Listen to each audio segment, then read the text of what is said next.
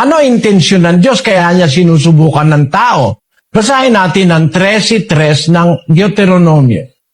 Ay huwag mong didinggin ang mga salita ng manghuhulang yaon o ng mapanaginiping yaon ng mga panaginip, sapagkat sinusubok kayo ng Panginoon ninyong Diyos upang maalaman kung iniibig ninyo ang Panginoon ninyong Diyos ng inyong buong puso at ng inyong buong kaluluwa.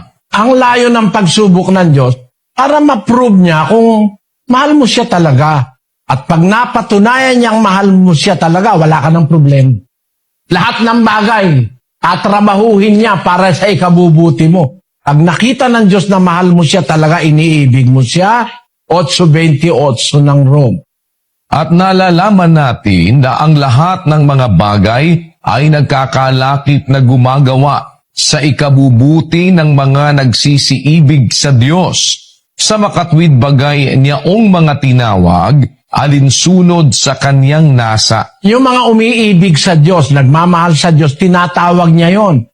At pagka ikaw ay napatunayan ng Diyos na iniibig mo siya dahil nasubukan na niya, nalalaman natin, sabi ni Pablo, na lahat ng bagay nagkakalakip gumagawa sa ikabubuti ng nagsisiibig sa Diyos.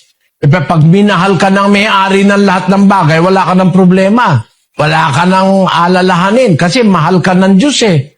Pwede niyang iligtas ka sa mga disgrasya, pwede ka iligtas sa masamang kapwa-tao, pwede ka niyang iligtas sa mga iba-ibang masasama sa buhay, ano? Kasi iniibig ka niya, magagawa niya na ang lahat ng bagay magkakasamang gumawa, lakip-lakip para sa ikabubuti mo.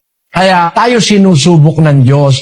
Kasi pag nasubok niya na tayo, aangkinin niya tayo na tayo kanyang mga anak na dumaan sa pagsubok. Ngayon, pag dumadating ang pagsubok, mayroong payo ang Diyos.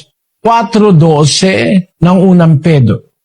Mga minamahal, huwag kayong mangagtaka tungkol sa mahigpit na pagsubok sa inyo, na dumarating sa inyo upang kayo'y subukin, na waring ang nangyayari sa inyo'y di karaniwang bagay, kundi kayo'y mga galak, sapagkat kayo'y mga karamay sa mga hirap ni Kristo, upang sa pagkahayag ng kanyang kaluwalhatian naman ay mga galak kayo ng malabis na galak.